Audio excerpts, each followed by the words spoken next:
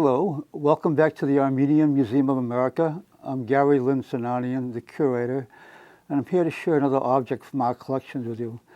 This is one of the more morbid objects. It's a dog collar. And see the spikes on the metal collar?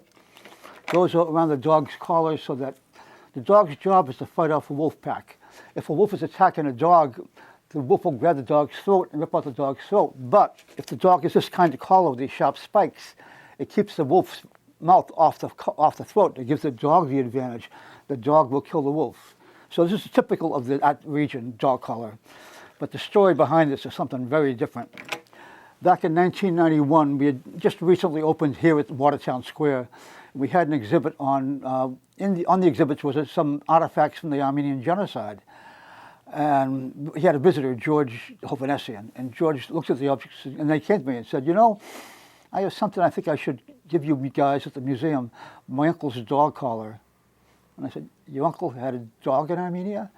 And I said, no, my uncle was the dog. You know, in the Ottoman Empire, it was a very common insult to call non-Muslims gavors, infidel dogs. During the Armenian Genocide, my uncle, who was from Bagish, that is Bitlis in Turkey, they had the mobs killing the Armenians. He managed to survive the killings. He escaped the city. His wife and children were killed. And he was hiding in the mountains, trying to hide from the Kurds. So he's living like an animal, basically, trying to survive. And then winter hits. Winter is very brutal, that part of the world. And his uncle went down to the lowlands and he found a Turkish farm. And he was freezing to death. And he knocked on the door of the thing and they said, what is it? And he said, please, I'll do anything. Can you spare some food? They smiled. Welcome, come on in. They welcomed him in the house. As soon as he got in the house, they tackled him, held him down. Somebody pulled out a knife and they castrated him on the spot. And they said, you're an Armenian dog. You should wear a dog collar. And this is the collar they put on his neck.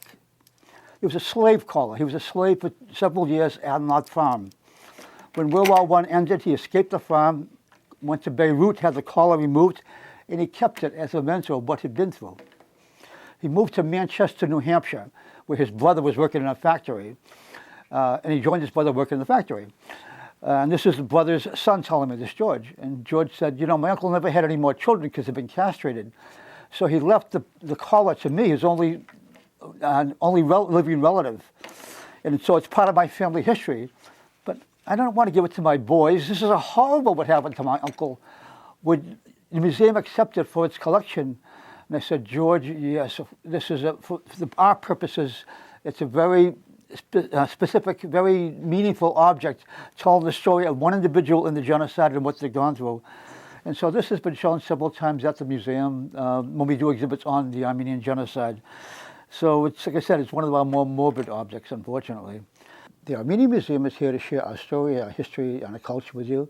There's no better time to join the museum. If you go onto our website, you'll find particulars on how to become a member of the Armenian Museum and support our programs.